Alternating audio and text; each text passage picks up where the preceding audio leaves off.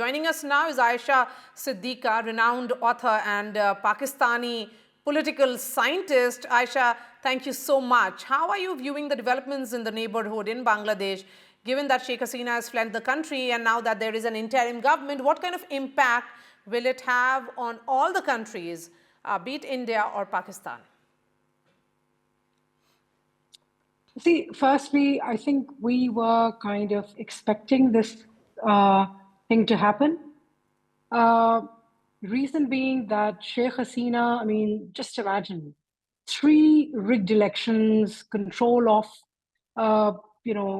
politics, control of opposition parties, and then after COVID, not managing to, kind of build up the economy or sustain the economy or economic growth patterns that were there. People were unhappy. And the other thing is that because of her very peculiar politics, which is, very partisan politics, she wasn't including other people, the support Awami League into the political conversation. So a very one-sided linear politics. So this was expected that this is going to happen. And the kind of, it was an authoritarian government. So it had to go, people were fed up, people were unhappy. So that's one.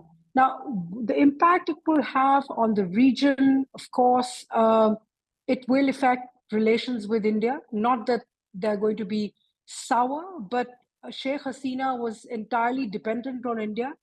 And somehow the Indian government in Delhi wasn't making an effort to also reach out and connect with the BNP, Bangladesh National Party, and with Khalida, Begum Khalida Zia, and other stakeholders. So that would be a disadvantage for India.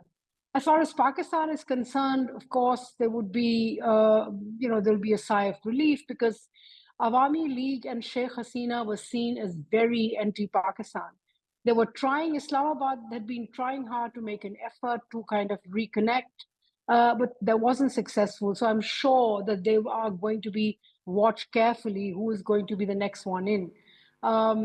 It's important to watch the interim government because even if Begum Khalda Zia comes in, if there are next elections, let's see what's there in store for Bangladesh politics.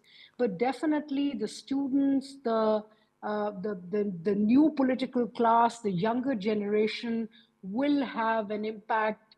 They will be also on the negotiating table. So let's see where it goes. And Ayesha, in terms of how events have panned out, here is a prime minister who earlier this year was sworn in for a 5th term, and then things start going south completely and she had to leave the country. Do you think that she did not see this coming? And just look at the sheer dramatic nature of these developments. Her father's statue was smashed. Do you think Sheikh Hasina has ruined the legacy of her father? Of course. I mean, let's be very fair and honest. I mean, Sheikh Mujib himself was, fairly authoritarian in his attitude, but, perhaps he didn't know any better. And when you are a founding father and when you're trying to create a new nation, who perhaps are tempted to become more authoritarian, depending on, especially if you don't have a team of people around you. But what Sheikh Hasina has done in the name of getting her party back, her influence back, she was totally dependent on the police force, police and intelligence, and she had even rubbed the army the wrong way, the Bangladesh military. So she didn't have too many friends over there. Then amongst the people, I mean, look, I am based in the UK at the moment, and every second Bangladeshi that I come across was anti-Awami League. So one was wondering, when she was in government, one used to wonder, I mean, that, talking to the Bangladeshis there in the UK, that what kind of politics do they have? Do they not understand reality of their own country? But it seems that their own prime minister, didn't understand the reality of their own country, that, you can't push linear politics, entirely and all the time.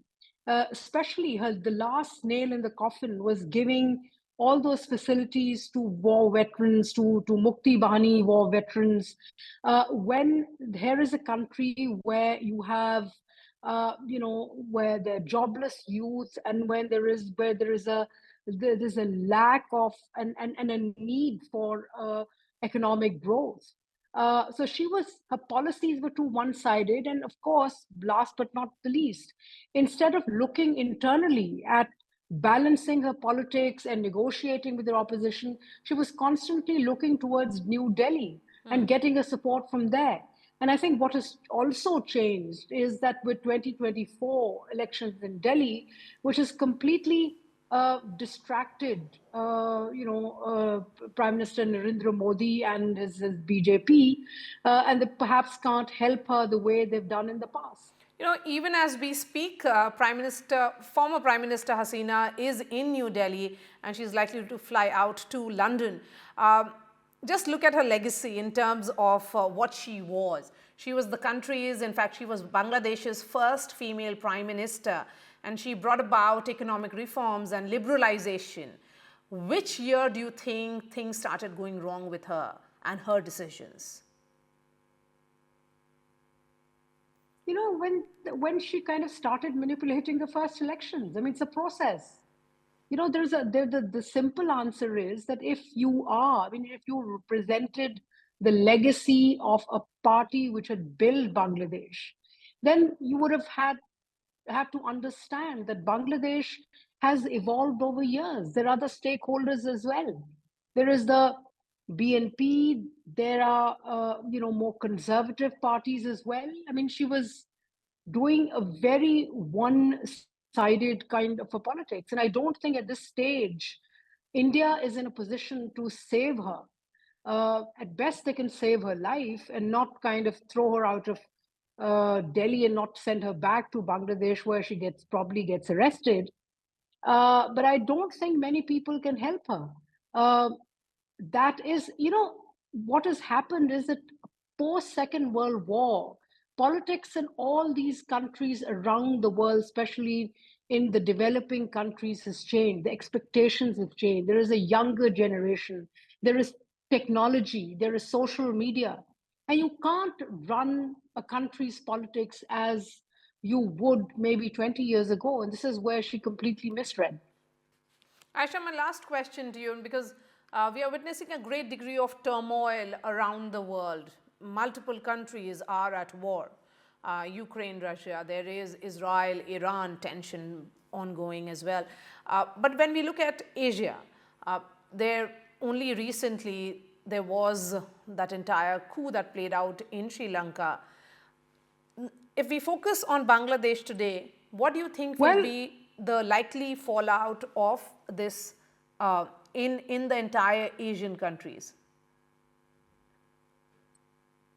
Well, this is too wide a question. I mean, China itself is a subcontinent, and its politics authoritarian, different.